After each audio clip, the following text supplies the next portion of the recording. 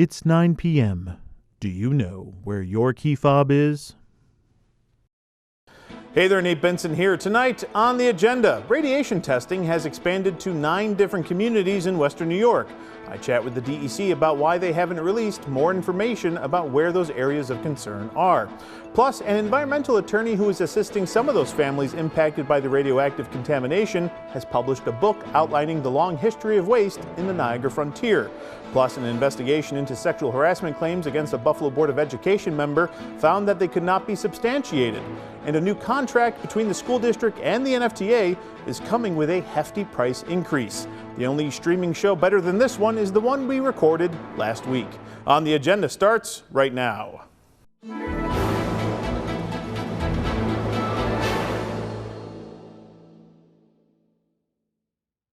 Thanks again for watching. Last weekend, Governor Hochul made some phone calls, and some of those calls were to the families impacted by recent radiation testing and confirmed contamination on their properties.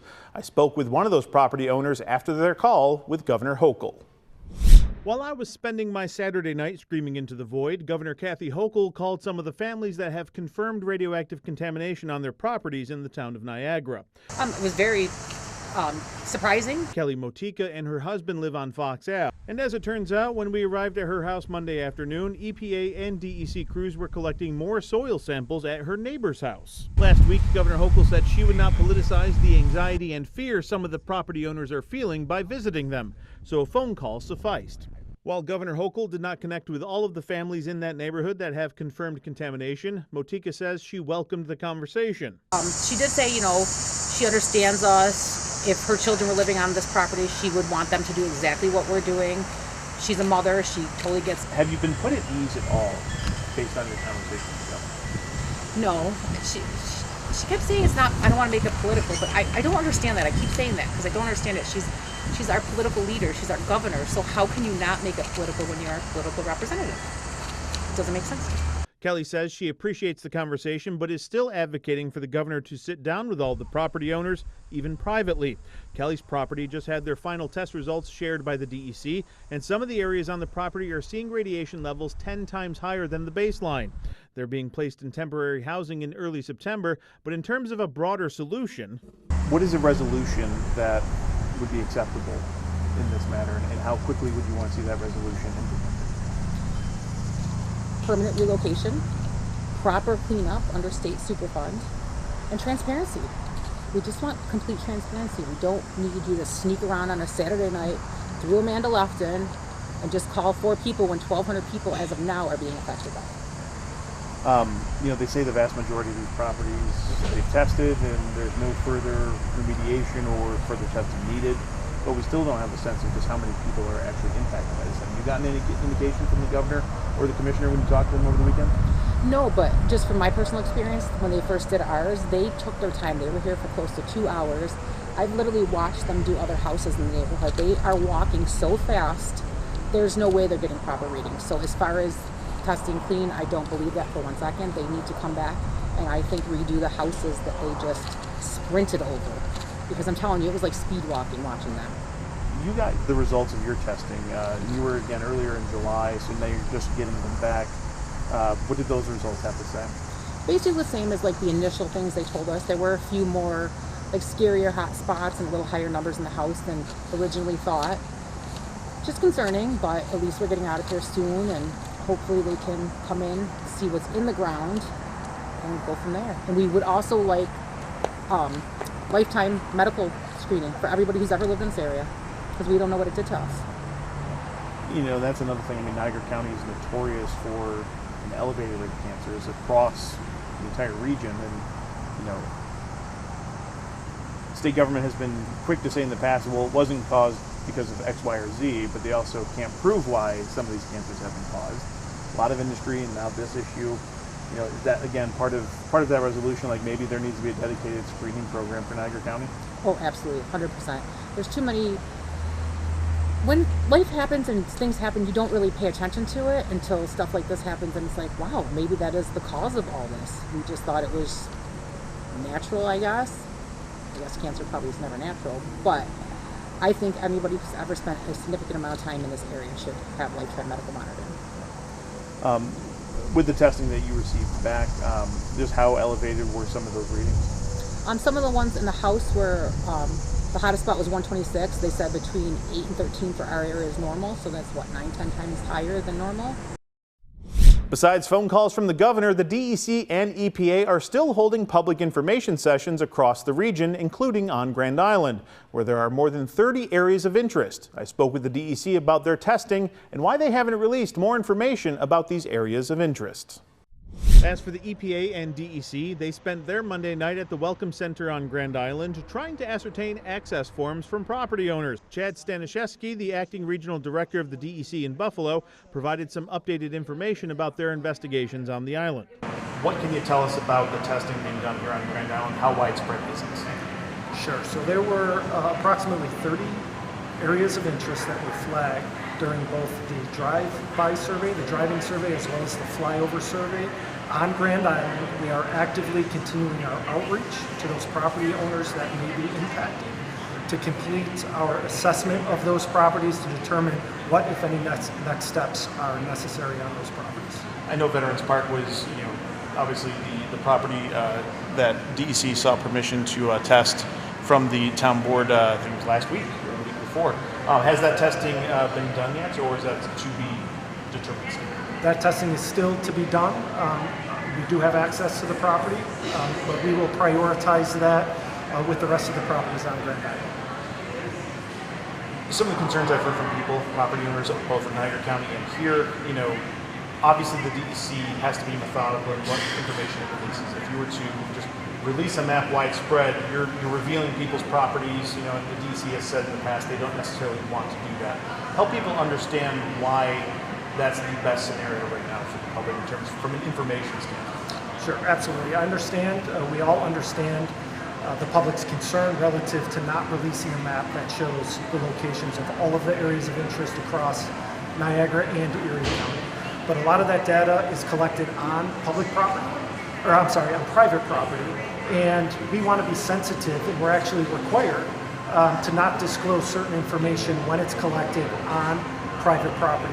We are working very closely with those property owners, both in seeking access, doing the surveys that are necessary, and conveying the data, which we are doing in much more real time now, trying to convey the data back to those property owners, because obviously that's important. They want to know what, if anything, is found on their properties. So it's really a balancing act.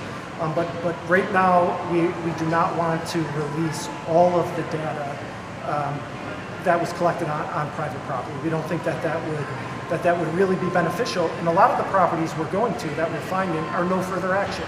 There's no further follow-up. There were no issues on those properties. You got to remember, this was high-level screening, both from the flyover as well as the driving survey that was completed.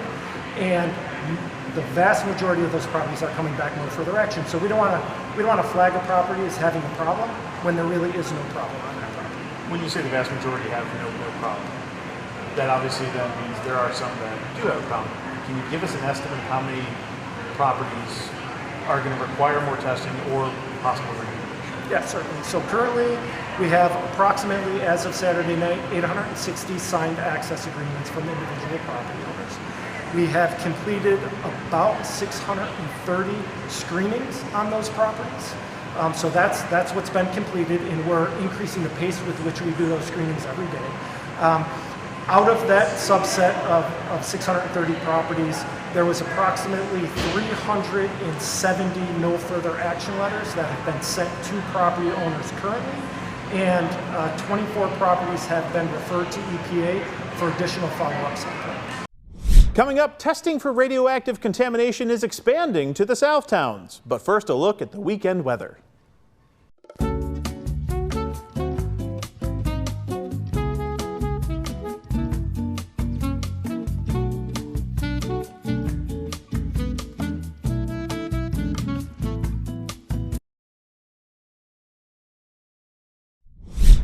Welcome back. On Tuesday, it was announced that testing for radioactive contamination is expanding to the Southtowns of Erie County, 9 different communities. Here's some of the reporting from me and my protege, Dave McKinley, who I think has got a long career ahead of him. As the DEC and EPA continue testing in Niagara County and on Grand Island, the two agencies announced that they are expanding radiological testing in 9 southern Erie County communities. That includes Aurora, Boston, Brant, Concord, Eden, Evans, Hamburg, Marilla, and Orchard Park. Lawmakers representing those communities were not told about it until Monday afternoon or even Tuesday afternoon. So our office had contacts with DEC. They reached out to us just yesterday. I was informed early this afternoon, and we're going to be proactive. Obviously, it could be my home. I'm in East Aurora. The DEC and EPA say that there has not been any confirmed contamination in those areas, but rather, quote, the agencies observed radiological measurements that require closer ground level evaluation and more information is needed. Lawmakers don't even know where the areas of concern in those communities are. However, Assemblyman Pat Burke provided a little context. They want to check on about 15 sites in the Southtowns. But exact locations weren't shared with lawmakers. It's been unclear, at least some of the outlying area, I think near some of the parks was at least indicated to me, but I was not given any specific sites. So I think I don't want to be alarmist or speculate. They haven't given us any more information than probably you already have, but they just identified the communities and then sort of left it at that. And I'm hoping that maybe tomorrow we get a little bit more information. The lack of details is somewhat concerning for lawmakers, but they also want to make sure that agencies have time to investigate properly. I'm not totally put at ease by it, but I think if I feel any confidence at all, it's that they're being proactive. It's not like there was even there wasn't a positive contamination. They're like, we are just going to go out and try and, no pun intended, but no stone unturned. Like, we are going to check everything here. Once people start finding out that this has been spreading and it covers a lot more towns, people are going to get very anxious, and we want to make sure that we handle this in the right way. So what should property owners do? Right now, the DEC and EPA are seeking access agreements to test properties in those 9 communities. Environmental attorney and author Kristen Civiletto explained. I think it's very important that people are paying attention to a few things. Number one, who is showing up at their house to do some testing. You want to be taking pictures, you want to take videos, you want to ask the people, what did you find? But also confirm it with what's on their equipment as well. I think information is power. You want to know who, what, when, why, what are they doing, and when you're going to get those reports and follow-ups. We have people who still don't have their reports from their homes, and they were tested last month, and that's unacceptable. We need some answers now. One question I was asked repeatedly on Tuesday was about the possible testing at the new Bills Stadium. I reached out to the Bills, DEC, and Erie County Stadium Corporation about that, and I have not yet received a clear answer about it, so I can't tell you one way or another. On your side, Nate Benson, Channel 2 News. The DEC says it's now seeking permission from the owners of 35 to 50 properties in 9 different Southtowns to conduct further testing on their land after the initial survey conducted by a plane flying 500 feet in the air, followed by testing from the roadside identified so-called areas of interest. New York State Senator Pat Gallivan's district includes those towns. They've described it as precautionary, and I think that's how people ought to take it. But they should cooperate. I'm urging them to cooperate with the DEC and the EPA for their own peace of mind. In some cases, notably in the town of Niagara, further testing detected high enough levels of radiation for people to be relocated from their homes. But the DEC points out that involves a small fraction of the hundreds of properties that have been tested thus far, with the vast majority being determined to have no additional action required. Meanwhile, the DEC and the EPA are still declining to release the entire radiological survey, which would indicate where else they found areas of interest and where they might seek to test next. Right now, we do not want to release all of the data that was collected on private property. We don't think that would really be beneficial. Especially to the property owner, whose property value might be negatively impacted if put on a public list before further testing that might reveal there's nothing of real concern. We don't want to flag a property as having a problem when there really is no problem. But here, Gallivan takes some issue. I think that as a general premise, anything that government's involved in at any level should be transparent and should be public information. Environmental attorney Kristen Civiletto has written a new book called Thundering Waters, and it outlines a long history of contamination problems in the Niagara frontier. I spoke with her about the book and why it's so important given what's happened in recent weeks. Kristen, you're here talking about your new book, Thundering Waters. Kind of give us, I don't want to spoil the ending, but give us the Reader's Digest version of why you put this book together. Well, I wanted to really try to assimilate all the information that I had started researching and show the scope and the scale of what happened to Niagara Falls. I had bits and pieces. I knew about Love Canal and different sites.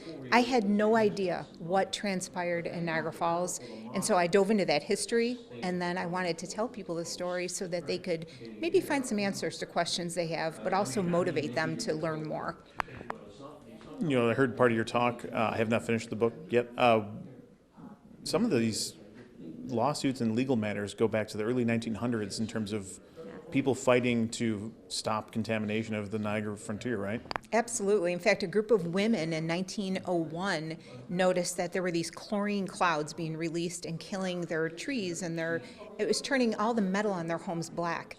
And they were motivated to file a lawsuit, believe it or not. They won. Took years, 6 years. 100 people testified in one of those lawsuits alone, and it was kind of like a trial of the century for Niagara Falls at the time. All the famous people were there testifying. But we have seen these 4 times where people stood up and concerned about environmental issues took action in lawsuits. I think we're in one of those times right now. Obviously, this story of recent testing in Niagara County has kind of dominated the headlines. It's a story I've been covering, for several weeks now. To that point, why do you think? Do you think anything will be different this time? They knew about this decades ago. Some things got cleaned up, many things didn't. Yeah. To your point, this seems to be a fourth wave of kind of a movement on this. Yes. Do you think anything will be different this time? Yes, it is different this time because, number one, we have a lot of motivated people who are using social media to investigate. It's almost like a true crime, and they are finding the documents and looking at the maps and pinpointing things, whereas before, nobody knew to look that far. They didn't know where those documents might be. So I think it's different just from a social media standpoint, but also I think people are tired of the same old, of thinking Niagara Falls is a place where there's high crime and sick people. They want restoration, and there's no going back to what it was like before, where we were a little bit in the dark about the scope and the scale of what happened here. Well, even, to that point of, things were cleaned up at one point, but as it turns up, they were just moved someplace else, right? Well, they're barricaded. These poisons, if you look around Niagara Falls, anytime you see a grassy, hilly area, it's likely it's a tombstone, basically, for these poisons. And we have covered them, we've put caps over them, we've tried to, extract them, we've got monitoring wells everywhere, and enough is enough. These wastes are throughout the county, but especially throughout Niagara Falls, and they rear their head down the road. There is no such thing as a secure landfill that doesn't leak. They all leak eventually. So we got to come to terms with what's here. Is it leaking, and what are we doing about it? Is it fair to say this book's kind of a comprehensive history of a contaminated Niagara frontier? I think it is. And it also does talk about our history of exploitation, and that goes even far back to when the first white settlers came here. But everybody always had their eye on exploiting Niagara's resources, usually water, but also salt in our geographic area. And so to me, it's a long history of exploitation, and it needs to be addressed. We got to come to terms with it. Coming up, sexual harassment investigation wraps up in the Buffalo school system, and a new contract with the NFTA could cost the district a lot more money. Welcome back. Back in June, there were allegations made against Buffalo Board of Education member Louis Mookie Hawkins. Those allegations include sexual harassment and retaliation. On Wednesday, an update was given on the investigation and what it determined. Hawkins arrived to the board meeting Wednesday well after the executive session had started and was not present while attorneys from Hodgson Russ presented members with their findings from the investigation. Hawkins was accused of multiple sexual harassment and retaliation claims by 3 district employees. Prior to Wednesday night, only 2 women had publicly come forward. Board President Dr. Kathy Evans Brown made the following statement during the meeting. The investigation was thorough, and included interviews of the complainants, Board Member Hawkins, as well as other available relevant witnesses. Lucia Bostic from Hodgson Russ, a labor and employment attorney, conducted the investigation. She also reviewed documents related to the sexual harassment and retaliation claims. The board voted on Hodgson Russ to conduct the investigation back in June, and Board Member Hawkins was part of that vote. Ms. Bostic determined that there was no substantiated evidence of a violation of law or policy with regard to any allegations of sexual harassment or retaliation. The report itself was not made public Wednesday night, and a resolution originally brought forth by board member at large Larry Scott was ultimately dropped because there is not yet the investigation report that's being referred to does not yet exist. However, we received information that it will be provided within the next 7 days, so I'll say 7 to 10 days to give it that window. Upon receipt of that, the board has agreed to issue a redacted version of that report and make that report publicly available. After the meeting, Hawkins had only a few remarks for the media. Man, I just finally I'm very happy that the truth prevailed. That's all. I really have no comment other than that. And that his focus moving forward, kids. It's always been about the kids, nothing else. So that's always been my focus, and that will continue to be my focus. Board President Dr. Kathy Evans-Brown did not have a comment after the meeting regarding the investigation. As for what's next, there are still 2 notice of claims filed against the district regarding allegations of sexual harassment by Hawkins. As of right now, those civil matters are still ongoing. There was other board business to be considered Wednesday night, and one of those issues was a new contract between BPS and the NFTA for a new busing contract. During Wednesday's Board of Education meeting, a new contract was proposed between the NFTA and Buffalo Public Schools. It's a 5-year deal that provides busing services to the district for a whopping $80 million. That's a $30 million increase from the current contract, which expires on August 31st. The new deal was a late filing, meaning board members did not receive a copy of it ahead of the meeting. District CFO Jim Barnes acknowledged that, to be fair to everyone, we could have started this process a little earlier as well, hinting that the recent turnover in the district's legal department as the main reason for the delay and last-minute rush to a vote. While it's not an apples-to-apples comparison, a breakdown of the more than 10,000 passes included in the deal clocks the per-student pass at $85.50. For context, a member of the public can buy a monthly NFTA bus pass for $75. Also in the deal, 4,000 primary transit passes for students each year, an increase by 1,000. But a new contract eliminates clear language for any reduced fare programs and seemingly reduces the work-study late-night access to NFTA buses by 1 hour. Barnes highlighted that the new deal came in about $1.25 million under their budgeted amount. But at the end of the day, it's still a 60% increase from the current contract. Some board members seemed floored by the deal. It is a big contract. I am not comfortable at this moment to vote in support. What did we get this year that we didn't get the last 5 years ago in the contract? Is that the security and other things like that? The NFTA has additional, nothing really new, but additional security, additional services to us. I think it's just the expectation of constituents on the west side. If it costs increase, then the services would increase. I don't want to feel strong-armed into something without having the information. So the item was dropped from the agenda and no vote was made. A spokesperson for the NFTA says that they are confident a new deal will be reached. We've had multiple discussions, and it'll be for many different things, different amendments, things like that. And so does Interim Superintendent Dr. Ebony Prophet Bullock. There will be bus service on September 1. At this moment, my team, the team for NFTA, they're back at it again. It would not serve either one of our teams to not serve the 12,000 high school students who typically ride back and forth.